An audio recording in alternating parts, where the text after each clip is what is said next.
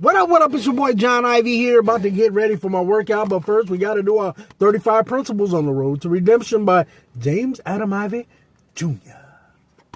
Let's do it. We're on principle number 12 already. Let's get right into it. Some good stuff. Let's see. Honor your mother and father, that your days may be long on this earth, thus ensuring you will have more time to see God's promises manifested in your life.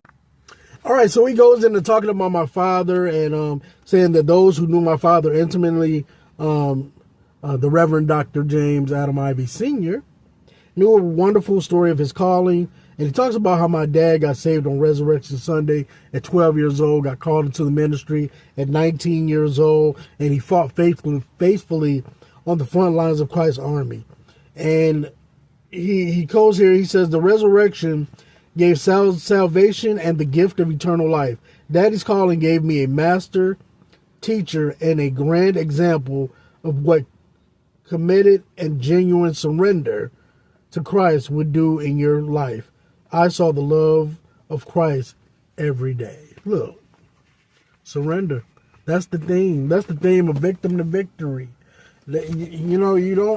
You have victory through surrender. That's my opinion. You can't have victory until you surrender. And I had a lovely conversation with the pastor of the church the other day, man. We sat down, had a coffee, and we're talking about, God putting us in certain situations to get our attention, to keep our eyes on Him.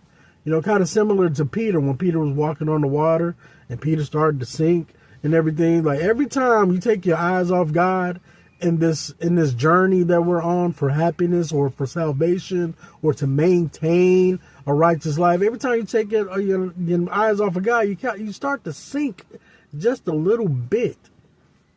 So we got to keep our eyes on the Lord. And what the Lord did in my life, He brought me to rock bottom.